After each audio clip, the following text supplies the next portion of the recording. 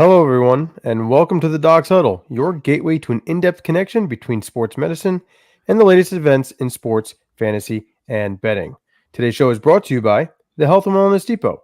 Unlock the power of well being. I'm Dr. Mikey B. With me, as always, Dr. MJB, the legend, and CJ, the sports enthusiast. How are you boys doing this evening? Great, great. I think it's going to be a good show. The two positions that were really tough to kind of go through and figure out who's the top and bottoms. I think it's going to be a bunch of different lists. It's definitely a tough one. Absolutely. And for those of you who didn't read the caption on today's show, today we're going to be reviewing the fantasy football quarterback rankings, which is pretty exciting. Like you said, Chris, I think that there's going to be a lot more variation than maybe some other shows. What do you think, Dr. MJB? Yeah, when I was looking into the list for both, I was like, "Ooh, this is not as easy as I thought it was going to be." All the other rankings, there were some variations, but this one, I was like, I could see it going different ways because everyone's gonna have preferences on what they like, and so I think that's really gonna have an impact on their list. So we'll kind of see what that looks like. I agree completely. So without further ado, let's not waste any time. I'm going to have CJ lead us off today on the quarterback rankings. I want to see what he's got. Yeah, changing it up a little bit. Throwing. Let me set up for this for a little while today. You know what I mean? He made it known, so I want to hear all about it. So start us off there, Christopher. All right, yeah. So let's jump with my list. Right off the bat, I think the top three were hard. I think I could have rearranged Mahomes, Jalen Hurts, and Lamar. I know some people probably also have Josh Allen in that mix at their top three, but for me, I think that Buffalo. I think Josh Allen's going to be Josh Allen, so he's still going to put on a show. He's still going to put up fantasy points, but I don't think he's the top three. I think that between how high-powered the offenses are for the Kansas City Chiefs, the Philadelphia Eagles, and the Ravens, which is our top three players here, they're just going to be so explosive. I really struggled with Jalen Hurts and Patrick Mahomes being 1 and 2. But right now I got it right. This is how I've got it. Reason being, I think we know what the Philadelphia Eagles have, and that's just high-powered offense all around. I put Mahomes above Jalen Hurts for one simple reason.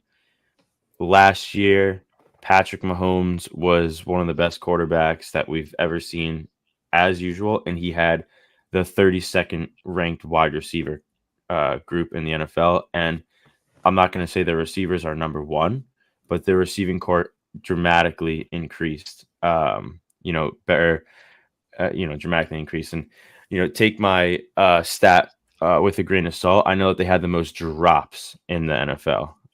So that being how good Mahomes is incredible. Now they're going to have Xavier Worthy. You have Travis Kelce. I think that he's going to be really explosive. And then, I've got CJ Stroud up here. I think he's going to be another one. I mean, the amount of weapons that offense has is just, it's going to be wild. Adding Stephon Diggs, who was a true number one in Buffalo, now to their entire receiving corps, it's just going to be another high-powered offense. One person on my list that I would like to see hop up a little bit higher throughout the season is possibly Joe Burrow. I've got him down at 6 here just because I think he's coming off an injury. I want to see how he plays. I think he's going to get a slow start to the season. I think he's going to be great, but I think it's going to take a few games for him to get going, specifically fantasy points related, to really put up a lot of those points. And I won't read every single name here, but a few more mentions that I would like to mention is that I think Jordan Love's explosive. I think he's going to have an explosive year and continue to grow off of his previous year. I know MJB is a big fan of Jordan Love, so hopefully he'll back me up on that one there at 8. And then Matthew Stafford. I mean Stafford, when we get into tight ends, that's an interesting talk too, but Matthew Stafford has Puka. He's going to have a healthy Cooper Kupp, Sam Laporta, Kyren Williams. Laporta's on the lines. Oh, sorry about that. I'm mixing my thought up there. But, their offense is just extremely high power. So, And then one that drops off for me that I've seen a lot of people have ranked really high is Anthony Richardson. I think he can be really explosive, high-powered, like a similar Lamar Jackson type of player.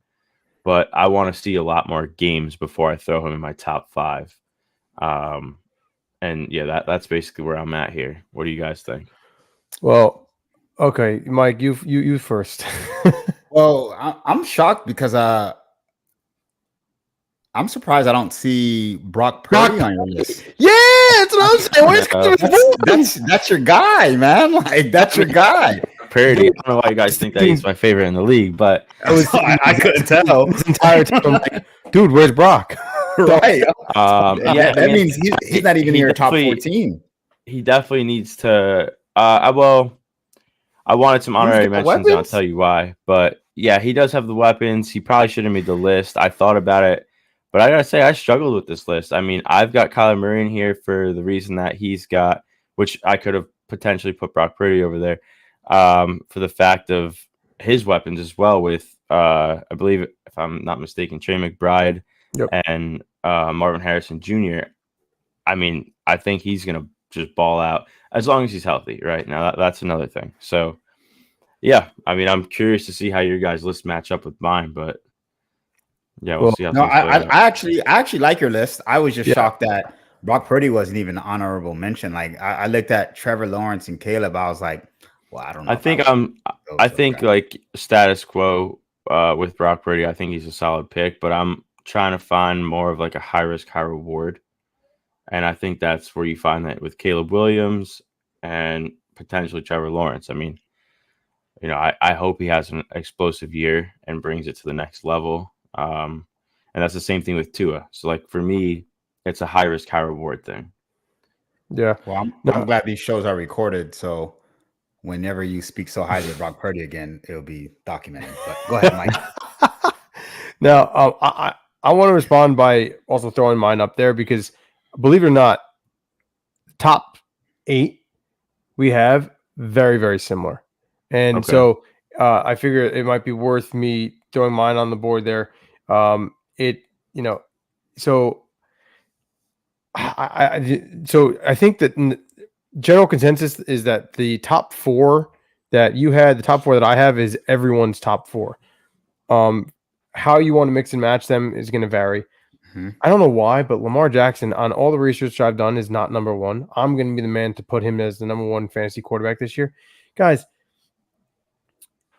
teams are not going to know what to do when they're going up against this offense, right? He has Zay Flowers as a wide receiver now. Mark Andrews is going to come back healthy. Isaiah Likely is a number 2 tight end who would be the number 1 tight end on more than half of the teams in the NFL. And then you have their free agency acquisition in Derrick Henry, who, like I said in previous shows, do you put 8 men in the box? Because that's what every team had to do when he was on the Titans. Well, if you do, Lamar is going to kill you. And then that also brings up Derrick Henry's draft stock, which I had mentioned in previous shows, because if you take the 8th man out of the box to be able to defend Lamar, well, now Derrick Henry can just run right through you. So it's just one of those things where I just think that his upside is big. And it's very interesting because, and a lot of the research I did, and you guys can correct me if you feel it differently, but what I've read and what I understand is that a lot of these projections are based off of upside. A lot of these things are like, what's the upside, right? And I get that. And so I took that into some consideration when making my list. I think that there needs to be a balance, though. Like when you're taking some of the higher end, and you want to rank these guys super high end at the different position rankings, you want to make sure that not only is there upside, but there's also some level of certainty, right? Nothing is certain, but you want to feel really good about it. And that's why Josh Allen fell to number 4 for me. He is number 1 on every single fantasy experts board except for ours. I don't know about you yet, MJB, yeah, I but saw a lot of them. The reason why I have him fall is not because of him, right? In this game, you can only do so much with the team around you. Like, he does not have the same weapons that he had. We'll get into in our show later on this evening. We'll be talking about tight ends, which I think is going to play a big role for Josh Allen. But like, I think that causes him to fall. Now, one thing I want to mention. Jalen Hurts. Interesting pick. Okay. Because this guy I had him the last 2 years, right? He literally won me. Was part of the reason why I won 2 years ago. I came in second last year.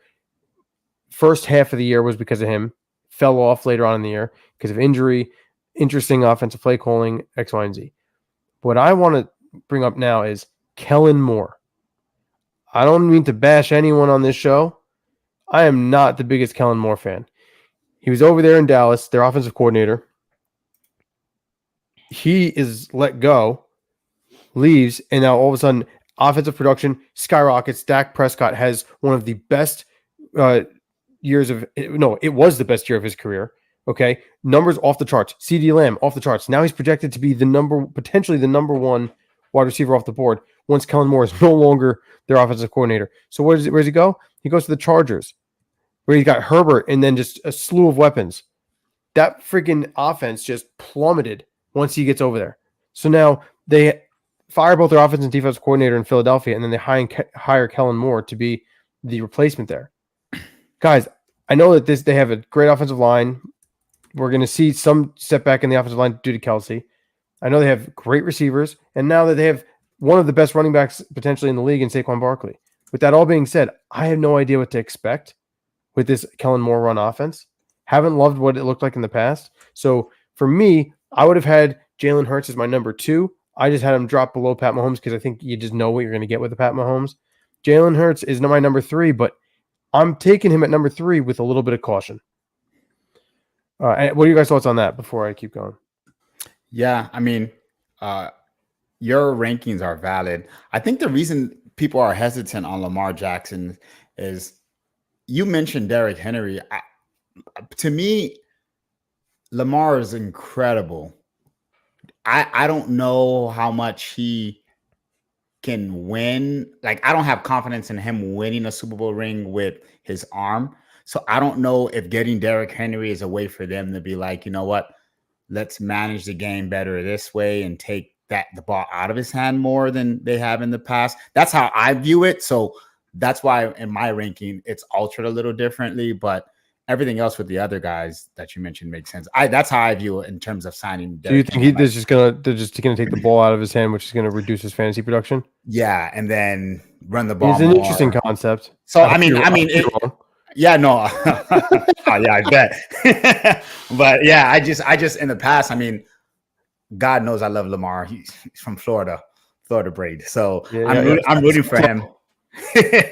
But yeah, part of me feels like that's where they're kind of leaning towards is like, you know what? We have a stellar defense. We have all the pieces that we need. Let's not force Lamar into trying to be something that he hasn't shown yet, like going deep into the playoffs and just winning with his arm. Let's take the ball. That's how I perceive it to be. I mean, the one thing I will say though, which helps when drafting in fantasy, is that like the playoffs don't matter. So for sure. So for me, you know, that has been where he has struggled in the playoffs. But regular season Lamar, if he stays healthy, you know, I just maybe his later, like in the season, production might drop off based off of what you're talking about. But I hope not. But I still, and I hear what you're saying. I'm hoping that I'm on with this because I feel pretty good about it. And my only hesitation too, Lamar had, when you look at his numbers, I think he had two to three phenomenal games that are outliers based on the other 14 games that he played. I was gonna say, like, that's my only thing with Lamar. I think he's an incredible player. He's amazing. He's probably, I'm gonna say, he's gonna figure it out more games than not. But he has those inconsistent games. Yeah, where it's based on his arm, that where he comes inconsistent, not his running ability. So, because I think if I'm not mistaken, he had 24 passing TDs last year. I want to say in three of his best games, he had like 11 or 12, dude. That's half of your stats in 3 games. So what happened the other 14? That's my concern with him. That's a valid concern. That is a valid concern. And remember, upside. So that I agree. Oh, no, for sure. But I no, and despite the upside, that is a drawback. And I agree. It's like we can't have that be how you get your production. It needs to be take away some of that from the those games and spread it across. We need consistency. And I do not disagree with you. But listen, if it's gonna happen, I feel like this is the year where team Yeah. is going to erupt, Yeah. and he is at the helm. And so for me, this would be the year if he's going to explode. But yeah, you guys make a very valid point, and I don't think that anyone can argue that. Moving past the top four, CJ Stroud, listen, second year blues is a real thing. So I will not be surprised if the Texans do take a step back, but I just feel like his fantasy production won't. I feel like the team itself, they may not get as many wins, but he has so many weapons now at his arsenal. Like, I just don't see his production really dropping off. So I moved him all the way up to 5. I think Dak is going to also – regular season Dak is fire. Like I said, playoffs don't matter in fantasy football. So, regular season Dak is phenomenal. Agreed. Phenomenal. Regular season Dak is so good. So Absolutely you can make an argument that Dak can jump above CJ, and I won't even argue with you. Like, I think that especially with CD supposedly being like the guy this year, like, he's gonna be great. I thought of both of you when I put Jordan Love on my list. I think that this, like, again, we're going off potential. I think that his production is going to increase, and he's going to look good. But I think 9 is the highest I could possibly give him, which is what I did.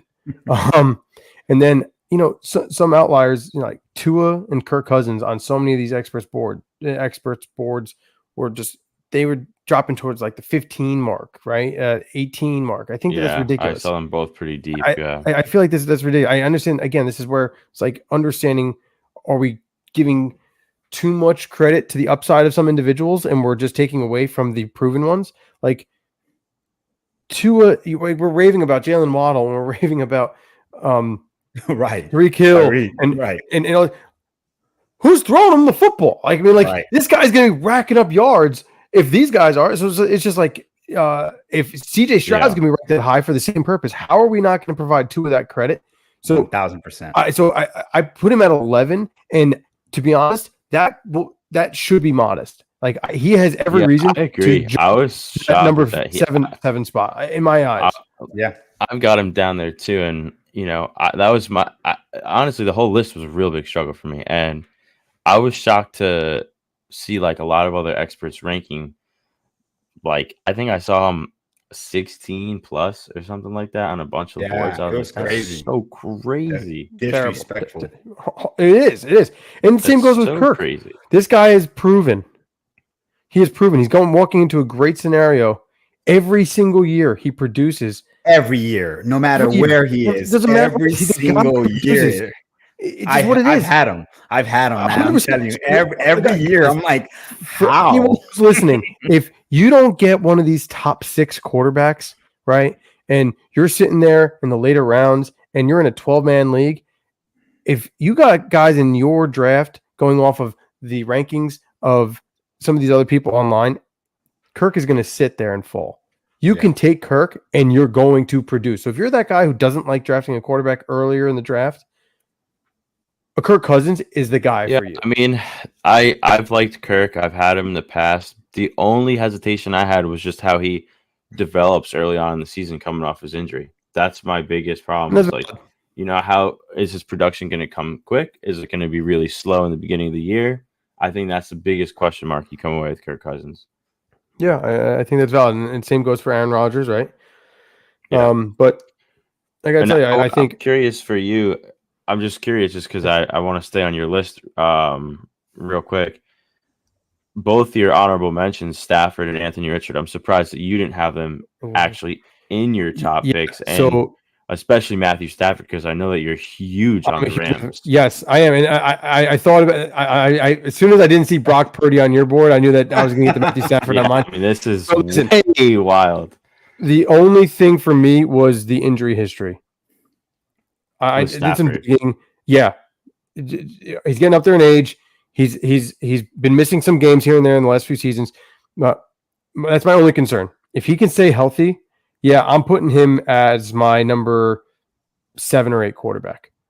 I swear to you, we know how big of a Matthew Stafford fan I am, and I would take him gladly. But the only thing is, like, he's another guy that if I'm sitting there late rounds, I'm taking him and I'm drafting him, whether he's going on my bench or like I want him on my roster and Yeah. let that kind of get a good, So a better then- feel. Like I feel better, believe it or not, with Kirk Cousins coming off the Achilles, because I think that Wow, that's crazy. Okay.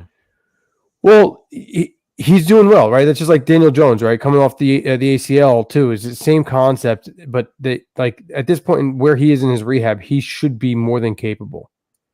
Okay. And so for me, Well, I feel I mean, I'm not just saying.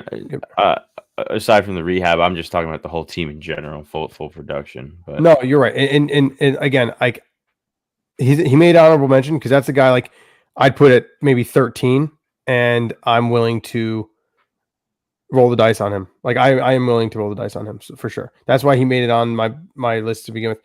The Anthony Richardson thing. Okay, this is, and then we'll hear about Mike and his perspective. But this is the moment that I've been waiting for on this show, guys. He is ranked in the top his 5, rankings top wild. 6 in across the board in all these different rankings. Talk about upside. I think it's a little bit much. Okay. He has not played more than 4 games in the NFL. Yeah, it's so wild. I mean, and he had his great games when he production, was playing, but it's so wild. his production was good, but there's no evidence whatsoever to say that this guy is going to be able to sustain himself on the field. Like the best ability you can have is availability. And we don't know what his availability is going to be when he steps into the 2024 season regarding his health. Dude, I just was watching the mock draft on ESPN, their fantasy football mock draft with all their fantasy experts, and the number one like overall first quarterback taken off of the board was Anthony Richardson. I was in awe. I will say it right here on this show right now. In our draft, I will not be drafting Anthony Richardson as my number 1 quarterback. Maybe as a flyer, but I don't have to worry about that being as a flyer because I know someone in our draft will be taking him well before then. So he will not be able to be my QB2. So therefore, he will not be on my team this year because I'm just not willing to roll the dice on that. Like the quarterback position I find in fantasy is one where there is a lot of value, but it gets devalued by so many people. Like this is a guy that can throw up 30 points. And if you have a guy who you devalue and he's putting up only 10 for you or 12, and then you're going up a guy who has like when I had Jalen Hurts a few years ago, who's giving you 25 at a minimum consistently every week, you got to make up that dividend. You got to find a way to make up that difference every week against this opponent. Like, I don't know why we're devaluing some of these quarterbacks that are going to put up that high level of points. So for me, not going to do it. So I have a few things to say about your list, Mike, and then I'll go into mine. Cannot wait. You are spot on with Matthew Stafford, and that's how I feel about him. I'm not as high on him as you are as in terms of quarterback. I do think fantasy-wise, he does put up production. I'm just not so sure, man, as he's getting older and he hasn't been consistently healthy. That Okay, so you're worried about his injuries, basically. Yeah, because I can't take him top 10 knowing his past medical history, dude. Like I'll take him as a potential second quarterback, and if he starts to blossom, then boom, he's my guy. But 100%. I can't just run the risk of taking him, especially with money involved, man. No way. 100%. And what you said right there is past medical history. You're looking at the entire longevity, getting back through all of his injuries, not just like the one surgery that was most recent coming off, right? Like I think that's a big thing that we can see as the DPTs from our perspective. We, like I had mentioned with our running back show, right? When we were talking about Kenneth Walker III, and seeing the trends of these recurring injuries. And if it hasn't been solved yet, there's little confidence that it's going to be solved going into this season. And it's one of those things where with Stafford, I am at concern if he can stay on the field for all 17 regular season games. Yeah. Because of that. Yeah. And then more so than others. And then my second comment is for Anthony Richardson. Listen, I disagree with you for this reason. History, for whatever reason, do it to our quarterbacks. So we have question marks about they're gonna have one unbelievable year before their career is over. I don't know when that year is gonna be.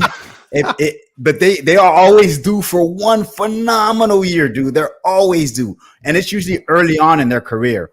So True. I don't know if fantasy experts are looking at that and saying, you know what, this is that year for him, and then His first full year, you think? I mean, it could be. RG3 was like that. Yes, what I'm saying. A lot of guys, Kyler Murray, a lot of guys, they come out of the league and they pop immediately, and then they plummet after that. So I don't know if that's what they're thinking is, assuming that he didn't have a full season his first year. There's still not enough film on him to know what he can actually do. So That's why he didn't make mine. It's like a glorified rookie year all over again for him. So that he goes out and pop. I don't know that for me, I assumed that that's what fantasy experts were looking at when they made their rankings and had him so high, because history has shown that these guys pop and they pop early. So would you have him as your starting quarterback? Oh, absolutely. Let's see your list. Let's see your list. Let's see that being said, absolutely not. All right, so let me show my list. Kellen who? I'm going Jalen Hurts #1, baby. I mean, confidence in Kellen Moore. I mean, interesting. I'm not worried about Kellen Moore. I just think that they're so high powered. It's insane. I am. In my heart, I am. What he's given you reason to believe that he's put a. I don't understand why this guy keeps on getting offensive coordinator positions. I don't know, but regardless, I think Jalen Hurts is going to make convincing offense one way or another. So, anyway, proceed. So, my list, like you guys had, the top 4 are interchangeable. I know I've been bullish on Josh Allen, but listen, I don't think they're that good. They're going to be throwing that ball. So I think that he has a lot of value there. So I put him #2. I do think that he throws picks, and he's not like one of my favorite quarterbacks, but the numbers will be there. Josh Allen is a phenomenal talent. So I still have him at 2.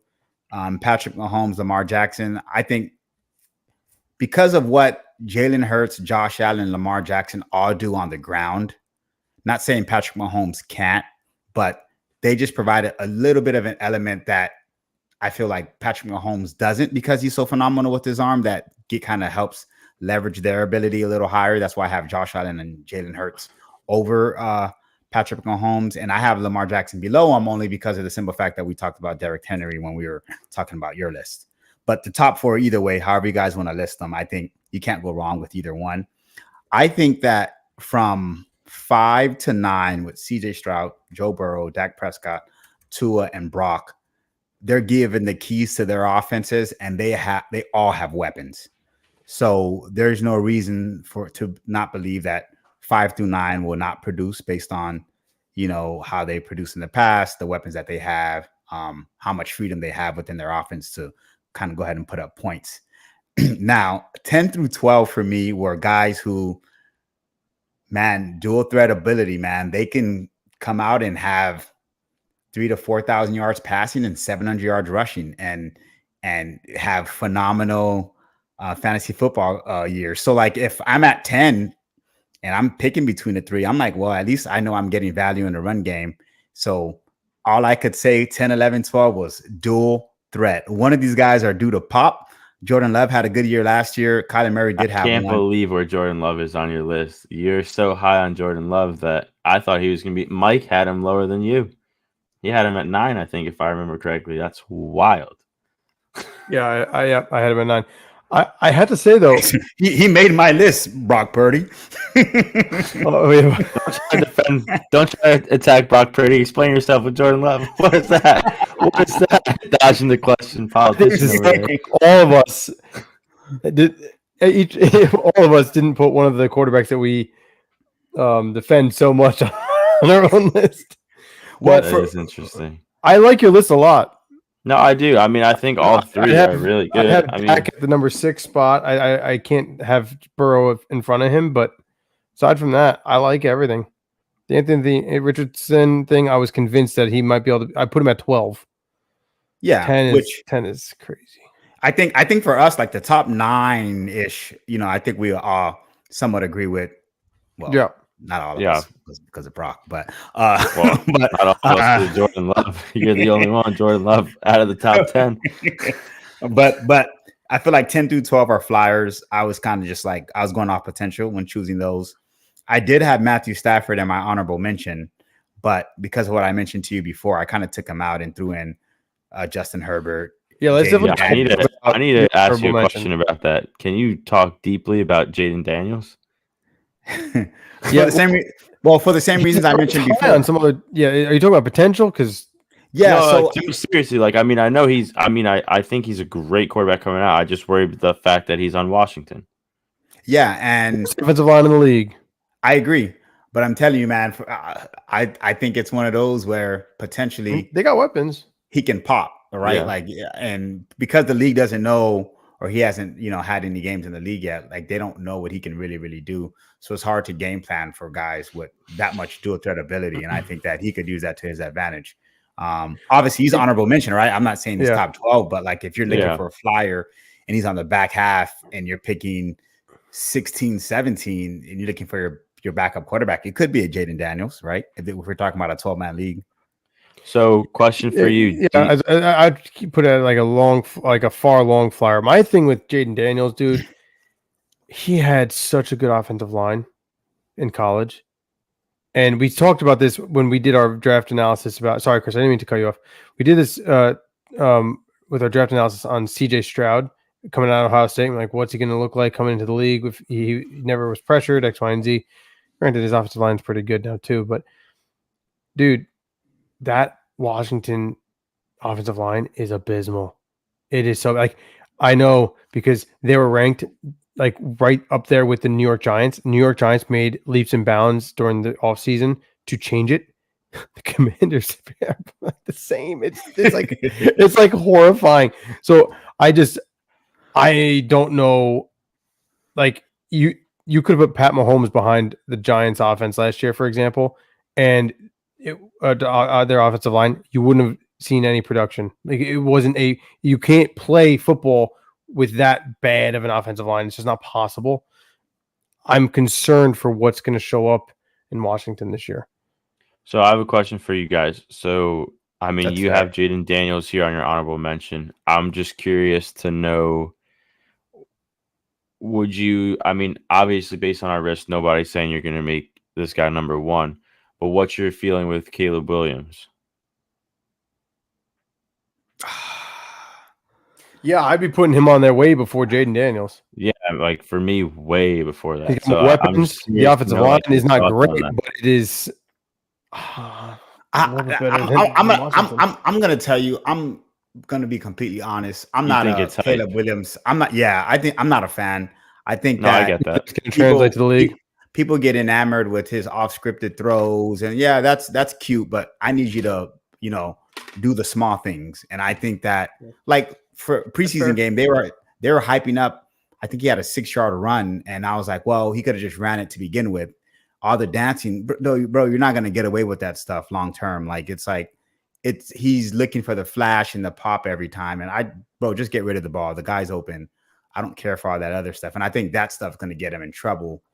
And then I want to see if it does get him in trouble, how he's able to handle adversity. Until I can see that, I can't fully confidently say that, all right, yeah, I'm sold to him. And not for nothing, do I think that he would have had a solid college career regardless? Yeah, but I don't know, man. You were back up at first, and then the guy gets into trouble, and then you get the spot. And I don't, there's a lot of unknowns for me, and I'm just not sure. So until I see it, I'm just not gonna put him higher than any on my list. Yeah, at least. that's fair. I think the other comment you can make too, which is he is, and I'm not saying I believe this is going to happen. I'm just saying that this is a possibility, which would kind of go along with what you're saying. I'm a huge Sunshine fan. Huge Trevor Lawrence fan, right? When he was coming out, it was like Caleb Williams, but maybe even more like of like a bigger, even bigger prospect. Like this is the best quarterback to come out in like the last 10 years. Like he's the surefire pick. Everyone knows he's going to go to the Jacksonville Jaguars, X, Y, and Z. And I agreed. I still do, and I'm praying that he turns into that guy. But since he's come into the league, his numbers are worse than Daniel Jones. Yeah. Daniel Jones gets all the heat, but his numbers are literally worse than Daniel Jones right now going into the 2024 season. So you may be right. Maybe Caleb Williams comes in, he's that guy, and just does it actually transpire into that? I don't know. We'll see. Yeah, it'll be interesting to see how it unfolds. And he could probably have success early on. Like I said, a lot of QBs do. You know, their first couple years, it's hard to judge them off their first 1, 2, 3 years. I'm curious to see after that what they look like, right? Because a lot of these guys pop and then you never hear from them again. And we get so caught up in the hype and be like, yeah, this guy, yeah, he is the best thing we've seen since, you know, Peyton Manning. And then a couple years later, and it's like, yeah, he actually wasn't. So I don't know. For me, I'm just waiting to see, man. There's just a lot that happened the way that it did happen, right? Like for Caleb Williams, but I'm curious to see if he does have to face adversity and what does that look like for him? How does he bounce back from it? And does he continue to be a good quarterback for this season? He probably will have a phenomenal season, right? For all the reasons I mentioned before, a lot of teams don't know what they're preparing for, right? So it gives you a leg up as a quarterback entering the league, but I just don't know long-term how that translates. And if he hits, you know, a wall at some point during his rookie season. So we'll see. Yeah, no, I agree. I mean, listen, across the board, they have a lot of these rookie quarterbacks ranked, you know, or almost rookie quarterbacks, like I mentioned with the Anthony Richardson thing, like really high. I'm all about drafting on potential and upside, but in certain positions and how much of a gamble are you willing to make? Like that's basically what it comes down to. Yeah. I think that the calculated risk of those three would easily be the Anthony Richardson pick. But even then, to me, I don't know if I can say that is a good risk to make based off of how high you probably have to draft, say, the Anthony Richardson to obtain him in your draft, because everyone else who's looking at these different pros have him ranked so high that I just don't see him lasting long enough and far enough deep into the draft where it is a good calculated risk. That's my opinion. I think someone's going to bite early. And with that being said, I think it's, you know, probably not worth taking. I would say one more thing. Like for our league, we have a 10-man league. If you told me I got one of the top 9 that we mentioned that are very solid quarterbacks, I would absolutely take a flyer on one of the guys we mentioned because definitely. Yeah. So that's lower risk, high reward at that point. You already have your guy. Exactly. So 1000%. I'm talking about him being your number one. Yeah. Right. QB2, totally different. Yeah. 100%. Completely different. Well, no, guys, great show. I think we covered really all the good talking points. I'm surprised, actually. I thought that there was going to be less continuity between our picks and our rankings, but we seem to have a pretty good general consensus of what's going on. So with that being said, that's going to wrap up the Fantasy Football QB ranking show. Stay tuned shortly. We're going to be coming back on to do our tight end ranking show. And in that, we're going to also be ranking the top 12 tight ends. Very, very interesting picks. I think there's going to be some of the same, you know, in the top picks, and then a lot of differences later on. So we'll see if that's the case. All right. Well, with that being said, thanks again for tuning in. All right. And for Dr. MJB, the legend, CJ, the sports enthusiast, I'm Dr. Mikey B. Stay tuned for our next show coming up shortly. Take care.